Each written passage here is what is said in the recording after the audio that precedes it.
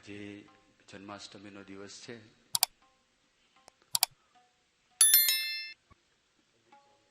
ભગવાન શ્રી કૃષ્ણનો જન્મ જેલની અંદર થયો. એમના માતા જેલની અંદર હતા. એમની માતાએ ઘણા બધા દુઃખના અનુભવો કર્યા. કૃષ્ણ ભગવાનનો પણ આપણે વિચાર કરીએ તો જ્યાં સુધી પોતે આ પૃથ્વી પર હતા ત્યાં સુધી એમના જીવનની અંદર પણ સ્થૂળ દ્રષ્ટિએ ઘણા બધા દુઃખો આપણને દેખાય. આખી જિંદગી નાસભાગ જ એમને કરવું પડેલું હતું.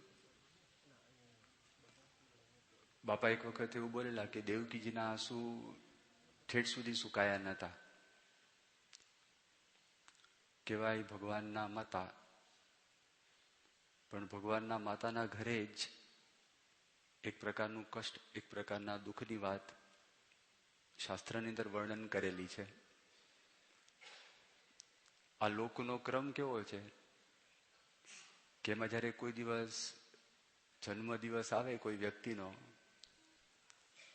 તો તે વખતે ઉજવે છે બર્થડે પાર્ટી.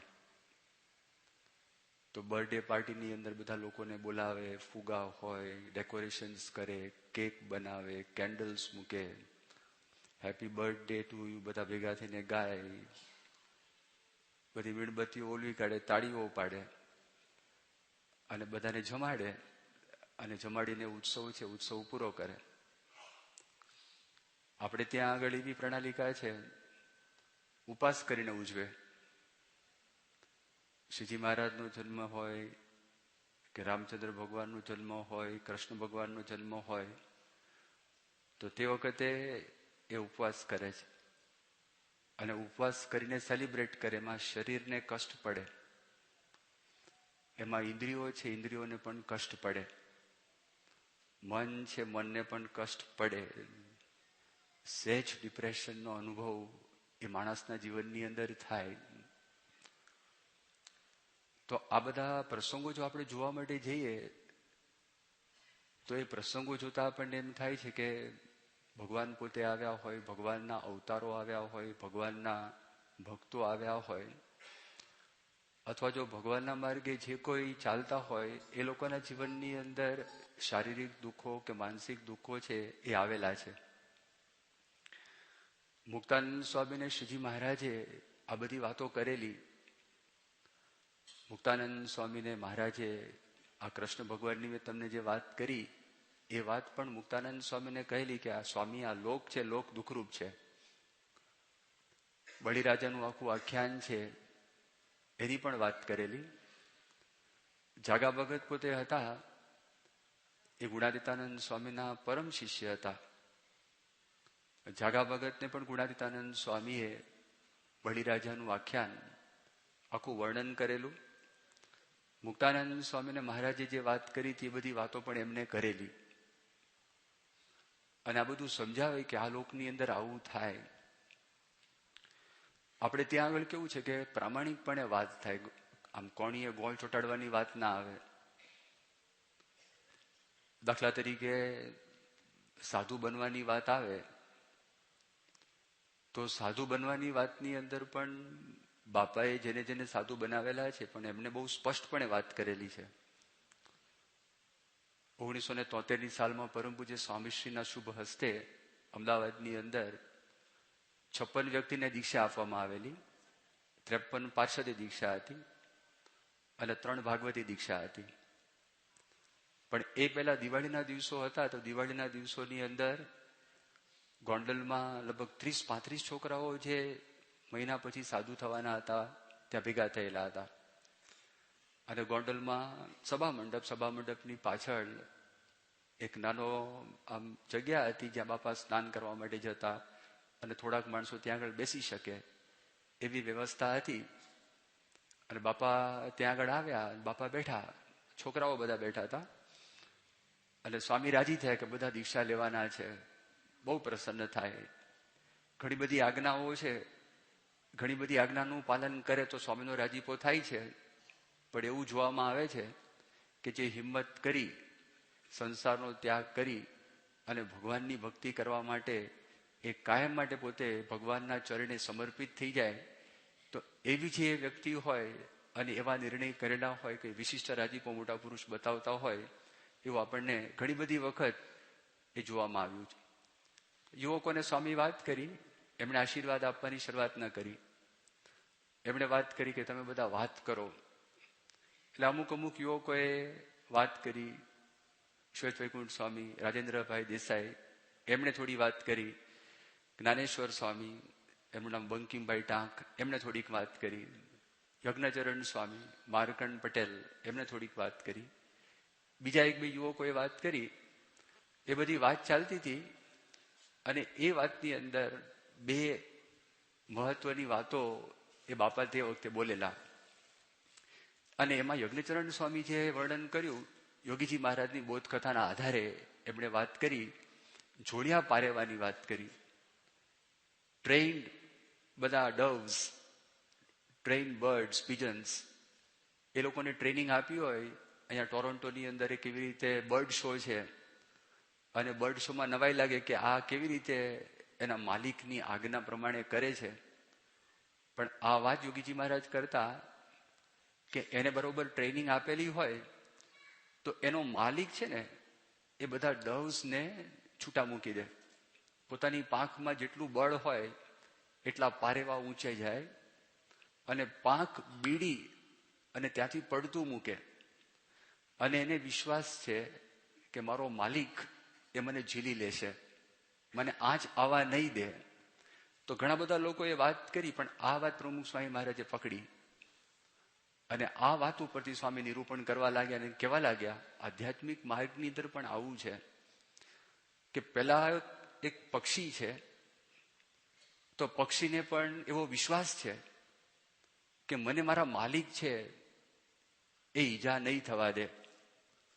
આ તો આપણને જોગી મહારાજ મળ્યા છે, આપણને ગુણાતીત સંત મળ્યા છે, તો એમના વચનની અંદર જો આપણે વિશ્વાસ રાખીને યાહોમ કરીને પડીએ તો આપણને કોઈ રીતે ક્યારે આંચ આવવા ન દે. એક વાત એમણે આ કરી હતી. અને બીજી વાત એમણે એવી કરી, એમણે એવું કહ્યું, તમે બધા સાધુ થવા માટે ભેગા થયા છો તો તમને કંટાળો આવશે. જો ડાહી ડાહી વાત, ગુડી ગુડી વાત, સ્વીટ ટોક, એવું બધું બાપાએ કહ્યું નહોતું. સ્વામી કે તમને કંટાળો આવશે, પણ જગતના કંટાળા કરતા આ કંટાળો 1000 ગણો સારો. જગતની અંદર જે માણસને કંટાળો આવે એના કરતા આ કંટાળો સારો. વિશ્વાસની વાત કરી અને સ્વામીએ આ વાત કરી. એટલે સત્સંગની અંદર જો આપણે જોવા માટે જઈએ તો પ્રમુખ સ્વામી મહારાજ હંમેશા એ સીધી સાચી વાત કરે છે. 1980ની સાલમાં પરદેશની યાત્રા કરી પ્રમુખ સ્વામી મહારાજ અમદાવાદ પધારેલા. અને અમદાવાદની અંદર ત્યાં આગળ ગીતા મંદિરમાં એક સ્વાગત સભા હતી. આ સ્વાગત સભાની અંદર મહામંડલેશ્વર મંગળાનંદજી હાજર હતા. બધી ભારતીય સંસ્કૃતિનો વિજય ધ્વજ, એની વિજય પતાકા ફરકાવી પ્રમુખ સ્વામી મહારાજ પધાર્યા હતા. અને દર વખતે તમે જુઓ, પ્રમુખ સ્વામી મહારાજ જ્યારે જ્યારે પરદેશમાં વિચરણ કરે છે ને, તો ઘણી વખત પરદેશનું વિચરણ છે ને દેશના વિચરણ કરતા પણ વધારે કઠિન હોય છે.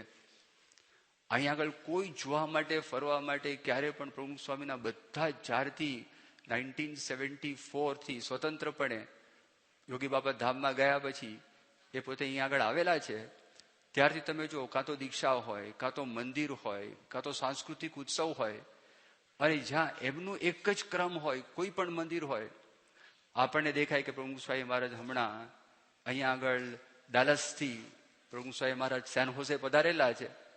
ગમે ત્યાં શિકાગોથી શરૂઆત કરી દરેક સ્થાનમાં એમનો ક્રમ તો એક સરખો જ હોય છે.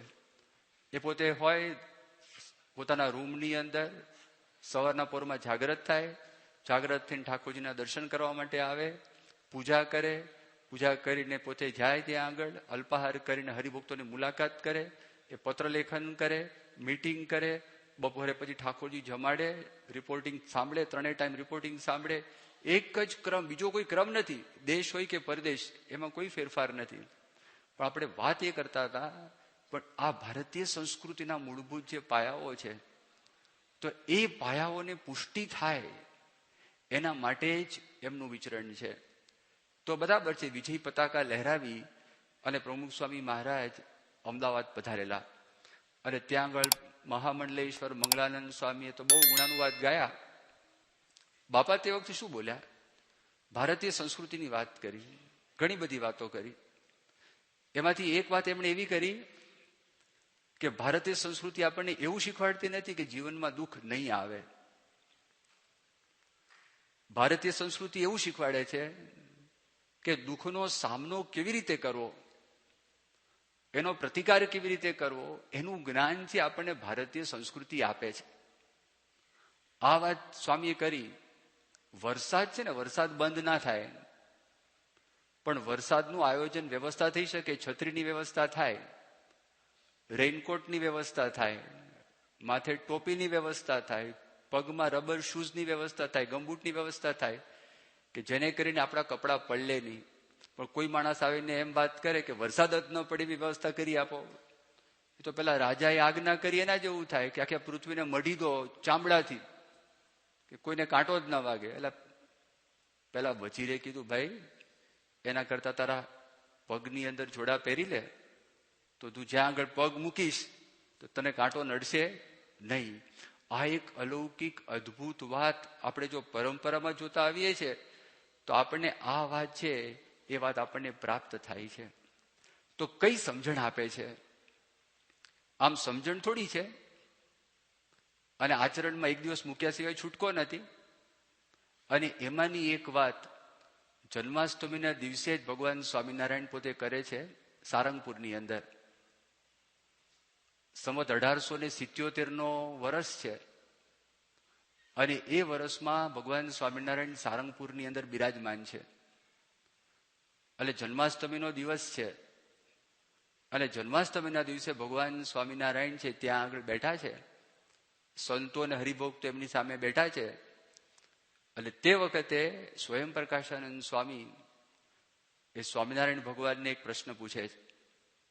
સ્વામિનારાયણ ભગવાનને પ્રશ્ન પૂછે છે કે મહારાજ, આ દેહ અને આત્મા એની ચોખ્ખી વ્યક્તિ સમજાય અને એ સમજાયા પછી અને દેહ અને આત્મા એ એક ન થઈ જાય એવી કેવી એ કેમ સમજે તો થાય?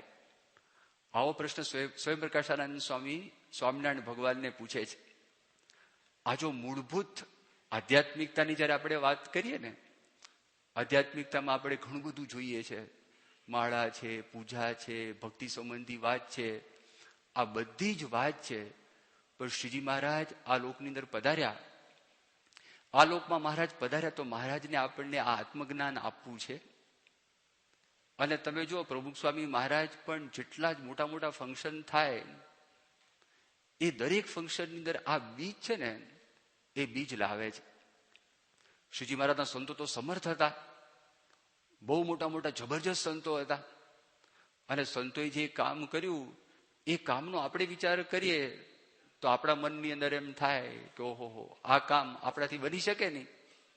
અને એ બધી વાતો સાંભળીને પણ તમે જો દેશની અંદર અમેરિકામાં નાના મોટા બાળકો, બાલિકાઓ, કિશોર કિશોરી, યુવક યુવતી, વડીલ બધા જ એમના જીવનમાં દેહનો જે અનાદર છે, એમના જીવનમાં જે તપશ્ચર્યા છે, એનું મૂળ જો આપણે વિચાર કરીએ શ્રીજી મહારાજ ગુણાતીત પરંપરા અને આ પરમહંસોએ જે કર્યું છે એ હંમેશા આપણા માટે પ્રેરણાનો સ્ત્રોત બની રહે છે. જબરજસ્ત છે. અહીંયા સાંભળ્યું હજી એડિસનની અંદર આપણા એક હરિભક્ત છે અનિલભાઈ પટેલ કરીને, છેલ્લા 10 વર્ષથી ધારણાપરણા કરે છે. 10 વર્ષથી રેકોર્ડ છે. શ્રીજી મહારાજના વખતથી અત્યાર સુધી લઈએ આપણે ધારણાપરણા ચાતુર્માસ છે, ચાતુર્માસની અંદર 1 મહિનો ધારણાપરણા થાય. વર્ષોથી ઘણા કરતા હશે. ચાંદ્રાયણ વ્રત કરે, બીજા વ્રત કરે, 4 મહિના ધારણાપરણા કરે, 4 મહિના પાકા એકટાણા કરે. 10 વર્ષથી ધારણાપરણા ચાલુ છે. પ્રમુખ સ્વામી મહારાજનું સ્વાસ્થ્ય સારું રહે એના માટે એક છે, અને અક્ષરધામ છે વહેલી તકે અમેરિકામાં થાય એના માટે છે.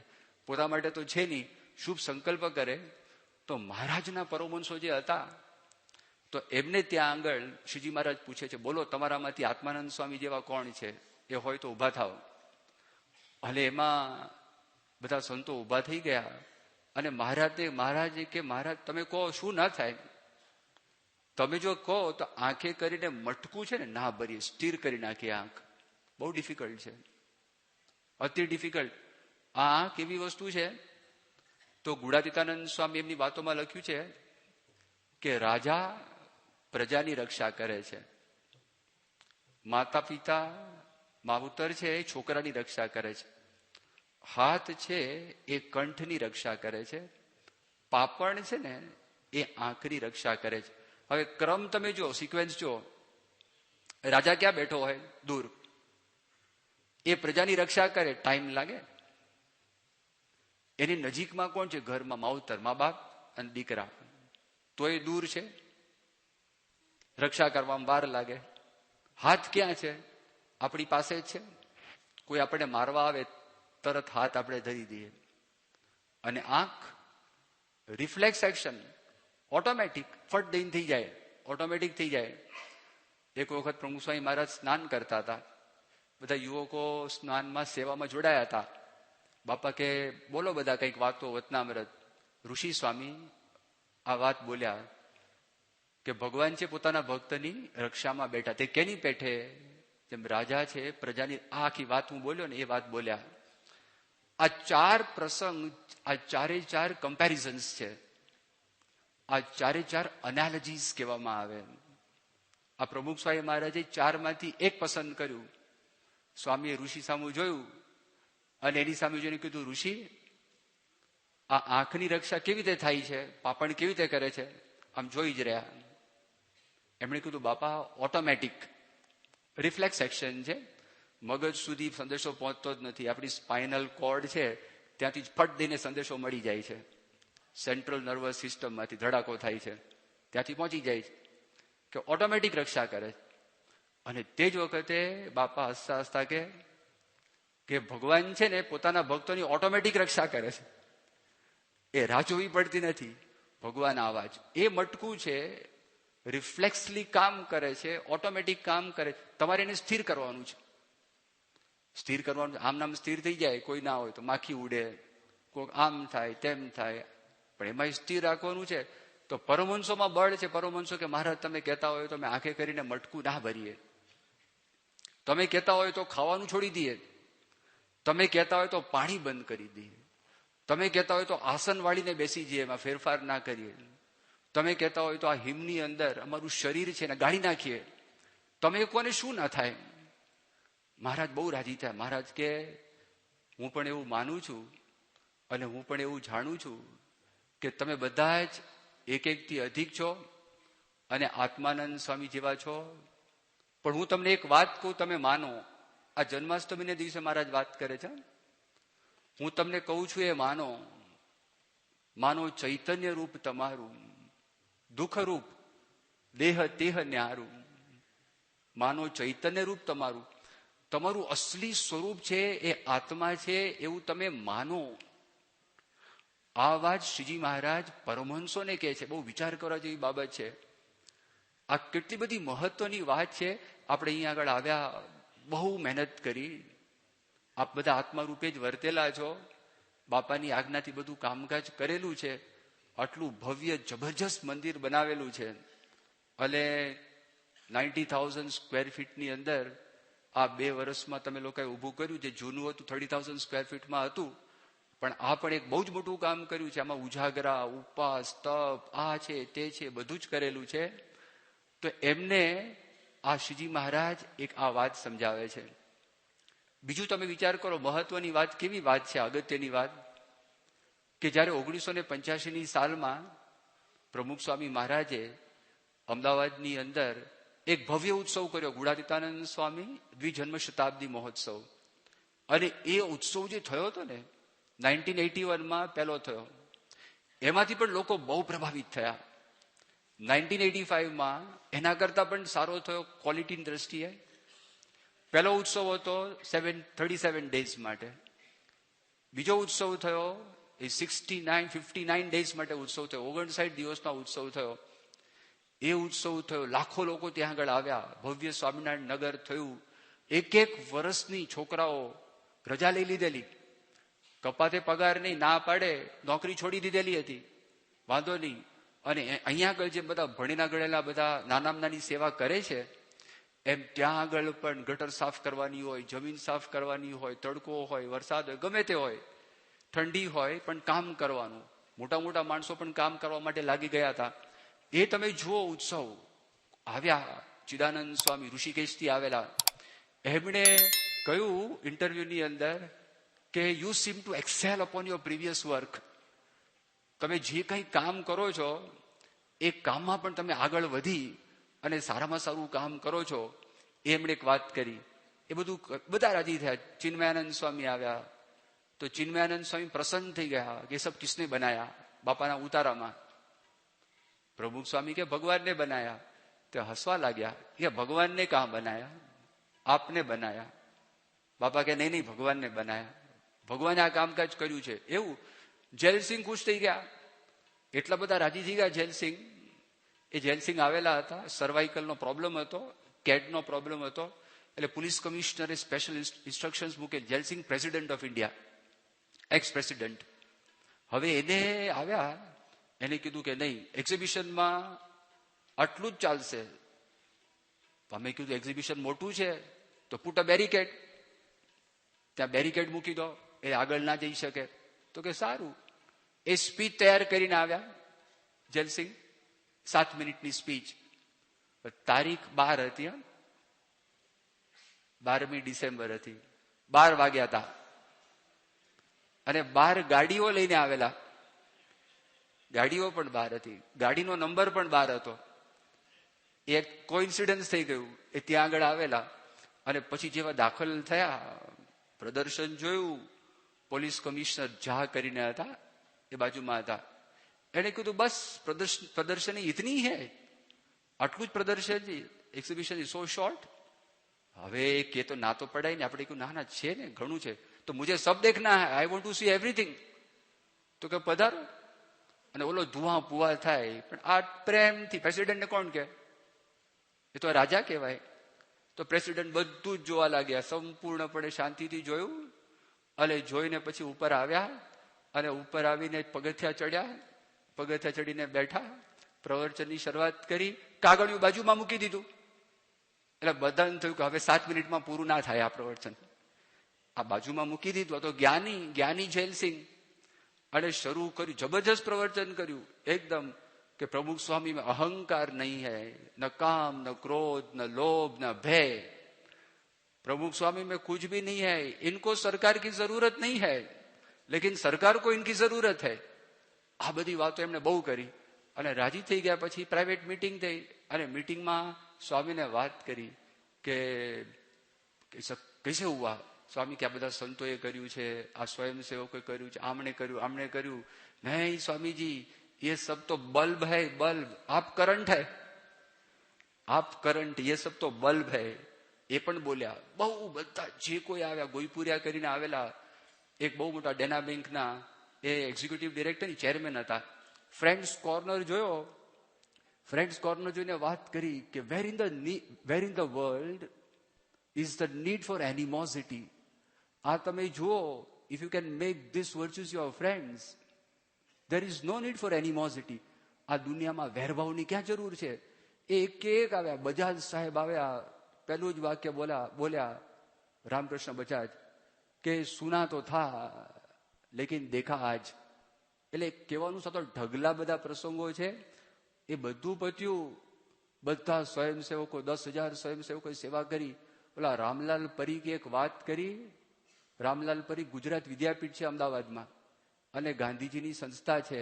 એ કે યુનિવર્સિટીની અંદર એ સંસ્કારયુક્ત શિક્ષણ આપવામાં આવતું નથી, એટલા માટે અમે ગુજરાત વિદ્યાપીઠની સ્થાપના કરી. પણ કમ નસીબે અમારા વિદ્યાર્થીઓ એવા થયા છે કે 25 પૈસા ચારાના એ જો ફી વધારીએ, આ લોકો હડતાલ ઉપર જાય. અને તમારે ત્યાં આગળ આ બધા છોકરાઓ પૈસા લેતા નથી અને પરસેવો પરિશ્રમ પાડી પુરુષાર્થ કરીને આ કામ કરે છે. પ્રમુખ સ્વામી મહારાજ એ હાલતી ચાલતી યુનિવર્સિટી છે. આવું પોતે બોલેલા. હવે વિચાર કરો, આટલી બધી સેવા કરી તો આપણા મનમાં એમ થાય ને કે બાપા બહુ રાજી થઈ જાય, બહુ રાજી થઈ જાય, બહુ રાજી થઈ જાય. રાજી બહુ થયા, અતિશય રાજી થયા, અક્ષરધામની ભેટ આપી દીધી.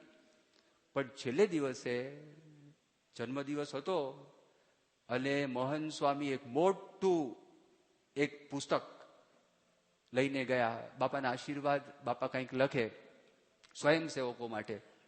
અને બાપાએ આશીર્વાદમાં લખ્યું કે જીવનમાં શ્રદ્ધા અને ભક્તિ દ્રઢ કરો. એટલે આ શ્રદ્ધા ભક્તિ નતા, હવે શું દ્રઢ કરવાનું છે? આટલું બધું તો દેખાડ્યું. અને છેલ્લે દિવસે લખે છે જીવનમાં શ્રદ્ધા ભક્તિ દ્રઢ કરો. પછી મહંત સ્વામી નિરૂપણ કર્યું અને નિરૂપણ કરીને મહંત સ્વામી વાત કરી. આ એ સમજાવે છે કે અત્યારે તો આ ઉત્સવ છે, પ્રમુખ સ્વામી તમારી સાથે ફરે છે, એટલે શ્રદ્ધા અને ભક્તિ તમને દેખાય છે, તમારી સામે નિશાન છે, પણ તમે ઘરે જશો ને તો શ્રદ્ધા ઓસરી જશે. આ પ્રમુખ સ્વામી એ સમજાવવા માંગે છે કે અત્યારે જે ઉત્સાહથી કામ કરો છો તે ઘરે જઈને પણ તમે આ જ કામ કરજો અને આ કન્ટિન્યુ કરજો. એ ઉત્સાહ રાખજો, એ શ્રદ્ધા રાખજો. એ ઉત્સાહને શ્રદ્ધા કહેવાય, એ ખરી વાત કહેવાય. એમને નિરૂપણ કર્યું. પણ પછી રાત્રે સંતોની સભા હતી. સંતોની સભા હતી, છેલ્લો દિવસ પતી ગયો હતો, નેક્સ્ટ ડે. અને પ્રમુખ સ્વામી મહારાજ ત્યાં કઈ વાત કરી? પ્રમુખ સ્વામી મહારાજે, મેં તમને આત્માનંદ સ્વામીની જે વાત કરી ને, માનો ચૈતન્ય રૂપ તમારું, એ વાત પ્રમુખ સ્વામી ત્યાં બોલ્યા. આ વાત બોલ્યા, માનો ચૈતન્ય રૂપ તમારું. એમના મનની અંદર વિઝન કેટલું ક્લિયર છે. એ જો બુદ્ધિથી માણસ વિચાર કરે તો ખબર પડે. એના મતે આટલા બધા સન્માનો નજરમાં નથી, અને એ જો સન્માન નજરની અંદર હોય તો આ વાત ના આવે. His goal is so clear, crystal clear. અને એમને ખબર છે રમાડે જમાડે ખવડાવે પીવડાવે રાજી કરે, પણ આપણને આજે જ્ઞાન. અબ્દુલ કલામ આવ્યા, અબ્દુલ કલામ આવ્યા, બાળકો હતા, 20,000 બાળકો ભેગા થયા હતા. બાપાએ વાત કઈ કરી? આનાથી શરૂઆત કરી, તમે આત્મા છો, આ દેહ તમે નથી, એનાથી શરૂઆત કરે છે. અને આ પોતે બોલે છે. એમના મનમાં ડોક્ટર સ્વામી શરૂઆતમાં બધાને નિધિધ્યાસન કરાવતા. નિધિધ્યાસન કરાવે ને, આ દેહ તે હું નથી, હું આત્મા છું, હું ચૈતન્ય રૂપ છું, શુદ્ધ છું. તે અમદાવાદમાં શરૂ કરેલું, દર બુધવારે પોતે કરાવતા. અને કરાવતા અને પછી એનું એક કાગળિયું પણ હતું. એ કાગળિયું હતું 1981ની અંદર આબુની અંદર સંતોની એક શિબિર હતી. અને એ શિબિરની અંદર બાપા ત્યાં આગળ પધારેલા. અને બાપાએ પહેલે જ દિવસે કીધું, બાપા કે આપણે પેલું ડોક્ટર સ્વામી કરાવે છે ને એવું નિધિધ્યાસન કરવું છે, કોઈ કાગળિયું લાવ્યા છો? એ કાગળિયું લાવેલા હતા ત્યાં આગળ. અને નિધિધ્યાસનનો કાર્યક્રમ ત્યાં આગળ કર્યો. આ થયું દિલ્હીની અંદર 1994ની સાલમાં. બાપા બપોરે જમી લીધું અને જમ્યા પછી બાપા બેઠા હતા, સંતો બેઠા હતા, ઈશ્વર સ્વામી હતા, વિવેકસાગર સ્વામી. બાપા સોફા પર બેઠા હતા, ખુરશી પર બેઠા હતા. અને નીચે બધા સંતો, વિશ્વવિહારી સ્વામી, બ્રહ્મવિહારી સ્વામી, શ્રીજી સ્વરૂપ સ્વામી, આ બધા ખુરશી ઉપર ત્યાં આગળ બેઠા હતા. અને તે વખતે કે વતનામૃત વાંચો, અને પ્રથમનું 16મું વતનામૃત આવ્યું. અને એ 16ના વતનામૃતની અંદર આ વાત આવી. સંત કહે કે તું દેહ ઇન્દ્રિય મન પ્રાણથી જુદો છું અને સત્ય છું, એનો જોનારો છું. આ વાત આવી ત્યારે બાપાએ વાત કરી, રોજ 1 કલાક અંતરદ્રષ્ટિ કરજો. બધા જોઈ રહ્યા કે 1 કલાક અંતરદ્રષ્ટિ કરવાની, બાપા કે અડધો કલાક તો કરજો. શ્રી સ્વામિનારાયણ ભગવાનની જય.